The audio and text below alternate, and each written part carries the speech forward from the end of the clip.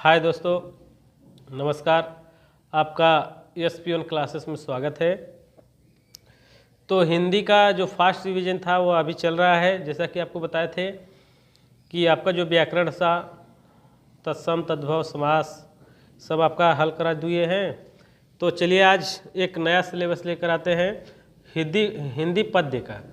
तो जानते हैं कि कक्षा 10वीं में जो हिंदी पद्य है, पहला जो चैप्टर है वो सूरदास जी का है। सूरदास जो थे वो भक्ति काल के कवि थे और कृष्ण भक्ति शाखा के कवि थे। तो उनकी एक रचना है जो पहला चैप्टर है पद। पाठ का नाम क्या है? पद।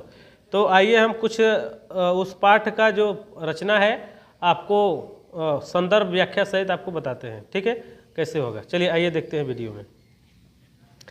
तो है चरण कमल बंदो हरिराई, जाकी कृपा पंगु गिर लांघे, अंधे को सब कुछ दर्शाई, बहिरे सुने गूंग पुनि बोले, रंक चले फिर सत्र धराई, सूरदास स्वामी करुणामय, बार बार बिनती तो पाई। तो इसमें आइए देखते हैं व्याख्या। तो चरण कमल बंदो हरिराई, अर्थात सूरदास जी कहते हैं कि हे भगवान श्री कृष्ण, मैं आपके कमल रूपी चरण की वंदना करता हूँ। कमल रूपी चरण यानी रूपक अलंकार इसमें है। ठीक है, तो मैं आपके कमल रूपी चरण की वंदना करता हूँ। जाकी कृपा पंगु गिर लांघे, जिनकी कृपा से पंगु माने लंगड़ा व्यक्ति भी, गिरी माने पर्वत को, लांघे माने लांघ जाता है। यानी कि है भगवान श्री कृष्ण, मैं आपके कमल रूपी चरण की वंदना करना चाहता हूँ, जिनके कृपा से लंगड़ा व्यक्ति भी पर्वत को लांघ जाता है, अंधे को सब कुछ दर्शाए, और अंधे व्यक्ति को सब कुछ दर्शाई मन दिखाई देने लगता है। बहिरे सुने गूंग पुनि बोले, और बहरा व्यक्ति सुनने लगता है। गूंग पुनि बोले, पुनि माने होता है दोबारा या बार बार। जो गूंगा व्यक्ति है वह पुनः बोलने लगता है। रंक चले सिर सत्र धराया, और जो रंक है, गरीब है, वह भी आपकी कृपा से राजा बन जाता है। इसलिए मैं आपके कमल रूपी चरण की वंदना करता हूँ। फिर आगे लाइन है सूरदास स्वामी करुणामय, यानी सूरदास जी कहते हैं मैं अपने स्वामी अपने कृष्ण के करुणामय रूप की बार बार बंदोती पाई। मैं अपने करुणामय ईश्वर कृष्ण की बार बार उनके पैरों की वंदना करता हूँ। तो आइए संदर्भ प्रसंग व्याख्या के माध्यम से देखते हैं। तो संदर्भ वही रहेगा आपका कि प्रस्तुत पद्यांश हमारी पाठ्य पुस्तक हिंदी पद संकलन के पद नामक पाठ से लिया गया है। इसके कवि सूरदास जी हैं। और आप व्याख्या में लिखेंगे क्या कि सूरदास जी कहते हैं मैं अपने प्रभु भगवान श्री कृष्ण के कमल रूपी चरण की वंदना करता हूँ, जिनकी कृपा से लंगड़ा व्यक्ति भी पर्वत को लांघ जाता है, अंधे व्यक्ति को सब कुछ दिखाई देने लगता है, बहरा व्यक्ति पुनः बोलने लगता है, सुनने लगता है, गूंगा व्यक्ति पुनः बोलने लगता है, और गरीब व्यक्ति भी जिनकी कृपा से राजा बन जाता है। मैं अपने ऐसे करुणामय सागर भगवान श्री कृष्ण के पैरों की बार बार वंदना करता हूँ। तो आपका जो पहला चैप्टर है, पहला पद है, वो आपका समाप्त होता है। देखते हैं दूसरे पे। तो जैसा कि आप स्क्रीन पे देख पा रहे होंगे, दूसरा जो पद का दूसरा पैराग्राफ है। चलिए आइए देखते हैं। अविगत गत कुछ कहत न आवे, अर्थात सूरदास जी कहते हैं अविगत गत यानी निराकार ब्रह्मा की जो सत्ता है वह अज्ञात है, कुछ कहत न आवे, उसे शब्दों में व्यक्त हम नहीं कर सकते। ऐसा है कि कबीरदास जो थे वो ज्ञान मार्गी थे। तो कुछ ऐसे थे जो यानी कबीरदास जी का कहना था कि आप निराकार भगवान की पूजा कीजिए। तो सूरदास जी थे वह निराकार भगवान के बारे में कुछ बोले हैं। वही है कि अविगत गत कुछ कहत न आवे, यानी जो निराकार भगवान की सत्ता है वह अज्ञात है, जिसे हम शब्दों में व्यक्त नहीं कर सकते।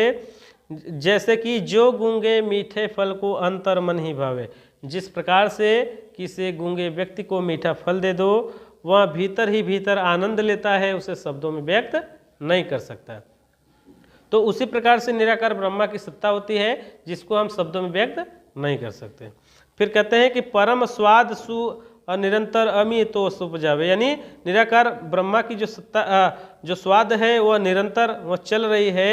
और मन वाणी सो अगम गोचर सो जाने से पावे, वह कहते हैं कि जो मन से या वाणी से यानी जो मन से या वाणी से उन्हें जानता है सो जाने से पावे, वही निराकार ब्रह्मा को पा सकता है। यानी सूरदास जी कहते हैं कि मैं निराकार ब्रह्मा को कैसे पाऊंगा, क्योंकि वह उसी प्रकार से है जिस प्रकार से गूंगे व्यक्ति को मीठा फल दे दो वह आनंद लेता है, उसे व्यक्त नहीं कर सकता।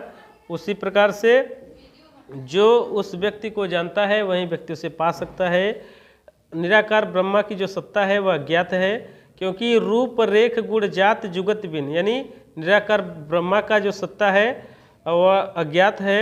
निराकार भगवान का ना कोई रूप है, ना कोई गुण है, ना कोई जाति है, ना ही उसे पाने का कुछ उपाय है।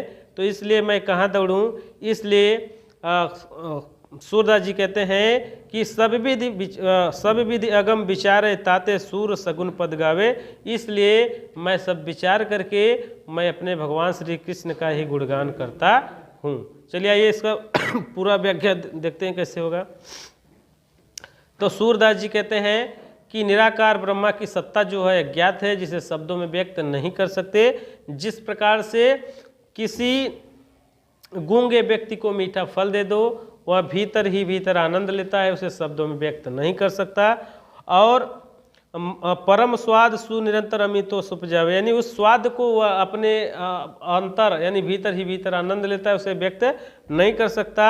मन वाणी सो अगम गोचर, जो मन से या वाणी से निराकार भगवान को जानता है वही उसे पा सकता है।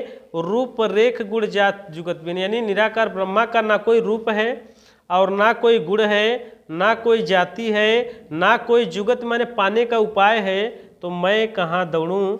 इसलिए सूरदास जी कहते हैं कि मैं सभी को अपना ईश्वर मान करके मैं अपने प्रभु श्री कृष्ण की ही वंदना करता हूँ। तो आपका जो दूसरा पैराग्राफ था वो समाप्त हुआ। चलिए आइए देखते हैं तीसरे में। तो तीसरा जैसा कि आप स्क्रीन पे देख पा रहे होंगे, चलिए देखते हैं। तो तीसरा है किलकत कान घुटुरवनियावत, मन के कनक नंद के आंगन, बिंब पकरेम्बे धावत, कबहू निरख हरियाप छाँव को, करिसो पकरन चाहत, किलकत हसत राज द्वय दतिया, पुन पुन तीय व गाहत, कनक भूमि पर कर पग छाया, यह उपमा एक राज्यति, और कर करि प्रतिबद्धि प्रतिमनि वसुधा, कमल बैठति साझति, और बाल दशा सुख निरख जसोदा, पुन पुन नंद बुलावत, और अचरा तैलय ढाक के सुर के प्रभु को दूध पियावती। तो आइए देखते हैं। किलकत कान घुटुरवनियावत, यानी सूरदास जी कहते हैं जो मेरे प्रीतम कृष्ण है वह जब छोटे हैं तो किलकत माने किलकारी मारते हुए हंसते हुए घुटनों के बल चले आ रहे हैं। घुटुरवनियावत माने घुटनों के बल चले आ रहे हैं। मणिमय कनक नंद के आंगन, यानी मणिमय माने मणियों से जड़ित नंद के आंगन, नंद बाबा के आंगन में मणियों से जड़ित आंगन में, बिंब पकड़े बे धावत, अपने परछाई को पकड़ने के लिए धावत माने दौड़ते हैं। कबहू निरख हरि आप छाँव को, कभी निरख माने देखते हैं, आप छाँव को माने अपने परछाई को, कभी वो अपने परछाई को देखते हैं, और कर सो पकड़न चाहत, कभी कभी उसे हाथों से पकड़ना चाहते हैं। किलकत हसत राज द्वय दतिया, यानी सूरदास जी कहते हैं कि जब कृष्ण किलकारी मारते हैं हंसते हैं तो उनके आगे के जो दो दांत हैं द्वय दतिया, जो आगे के दो दांत हैं वह पुन पुन तय अवगाहत, वह बार बार अवगाहत माने बाहर दिखाई देते हैं। और करि करि प्रतिमनि प्रतिमनि कनक, फिर है कि कनक भूमि पर कर पग छाया, यह उपमा एक राज्यति, यानी कनक भूमि यानी उस सोने से मोतियों से जड़ित नंद बाबा के आंगन में कर पग छाया, उनके हाथों की और पैरों की छाया को देख करके यह जो उपमा है बहुत सुशोभित लगती है। उसके बाद है करि करि प्रतिमनि प्रतिमनि वसुधा, कमल बैठति साझति, और कृष्ण घुटनों के बल चले आ रहे हैं, उनके प्रत्येक हाथों और प्रत्येक पैर के नीचे मानो जो वसुधा है पृथ्वी जी हैं वह कमल के फूल को सजा रही हैं, और बाल दशा सुख निरख यशोदा, ने बालक कृष्ण की दशा को देख करके जो माता यशोदा हैं वह बार बार नंद बाबा को बुलाती हैं और अचरा तय लाए ढाक के, और अपने आंचल के अंदर ढक करके प्रभु श्री कृष्ण को दूध पिलाती हैं। तो चलिए, यह जो तीसरा पैराग्राफ था वह जो व्याख्या है उसको एक बार व्याख्या की तरीके से देख लीजिए, आपको लिखना कैसे है। तो सूरदास जी कहते हैं कि कृष्ण घुटनों के बल नंद बाबा के मड़ियों से जड़ित नंद बाबा के आंगन में अपने परछाई को पकड़ने के लिए दौड़ते हुए चले आ रहे हैं। कभी वह अपने हाथ की परछाई को देखते हैं, फिर उस हाथ को पकड़ना चाहते हैं, और जब वह किलकारी मारते हैं, हंसते हैं, तो उनके आगे के जो दो दांत हैं वो बार बार आगे दिखाई देते हैं, जो बहुत सुशोभित होते हैं। और सोने से जड़ित नंद बाबा के आंगन में उनके जो कर और पग, कर माने हाथ और पग माने पैरों की जो छाया है, जब उस आंगन में पड़ती है तो बहुत ही सुंदर दिखाई देती है। और करि करि प्रतिमनि प्रतिमनि प्रतिपद प्रतिमनि वसुधा, यानी प्रत्येक प्रत्येक पैरों पर, प्रत्येक प्रत्येक उनके हाथों के नीचे मानो वसुधा में पृथ्वी जी कमल के फूल को सजा रही हूँ, मानो जैसे जैसे कदम बढ़ा रहे हैं और वह कमल के फूल को सजा रही हैं।